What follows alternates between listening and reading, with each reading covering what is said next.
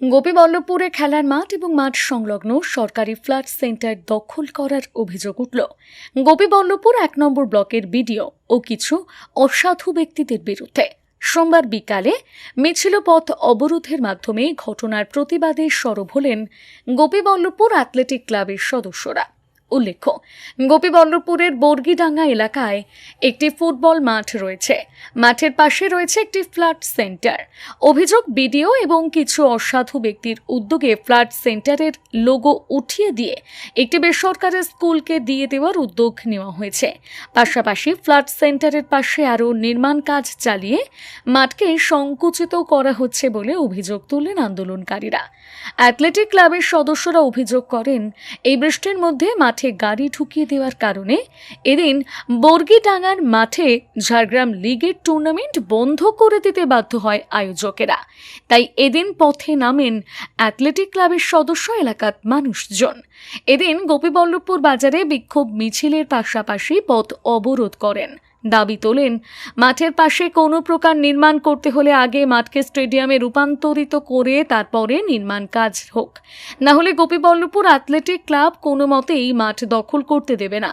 তবে এ বিষয়ে গোপীবল্লভপুর ১ নম্বর ব্লকের বিডিও শ্যামসুন্দর মিশ্রর সঙ্গে যোগাযোগ করা হলে তিনি জানান, মাঠকে কোনোভাবেই দখল করা হচ্ছে না, মাঠ সম্পূর্ণরূপে অক্ষত থাকবে।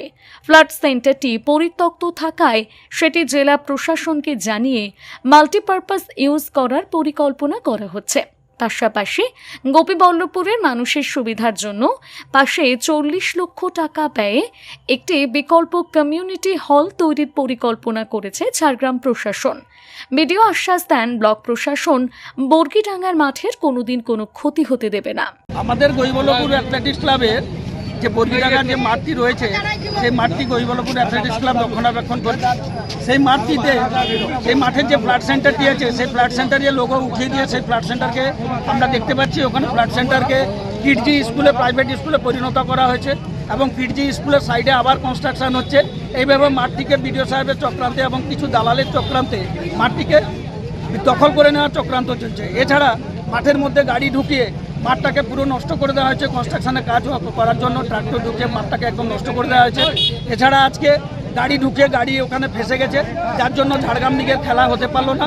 ঠিক আছে, এবং যেভাবে মাঠটি পরিণতি হয়েছে সেটা আমাদের অন্তরে একদম আঘাত দিয়েছে, কারণ আমরা মাঠটাকে আমরা মা ভাবি।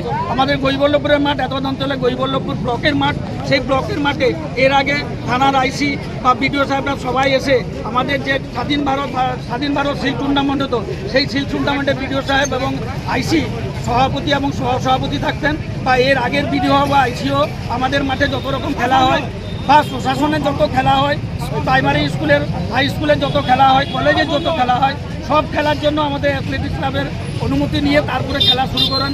এই বিডিও সাহেব জানি না কী ব্যাপারে, কিসের জন্য বা ক্ষমতার বলে তিনি ফ্ল্যাট সেন্টারকে প্রাইভেট স্কুলে পরিণত করে দিয়েছেন, মাঠকে গোটাটা নষ্ট করে দিয়েছেন। এছাড়া মাঠের মধ্যে গাড়ি ঢুকাচ্ছেন এবং সাইডে কনস্ট্রাকশন চলছে। আমরা এই কনস্ট্রাকশন মানছি না, মানবো না, আমরা কোনো রকম কনস্ট্রাকশন করতে দেবো না। যদি ওনার কনস্ট্রাকশন করার থাকে, যদি ওনার সদিচ্ছা থাকে, তাহলে এই মাঠকে স্টেডিয়াম করুন। এই স্টেডিয়াম করলেই আমরা সন্তুষ্ট।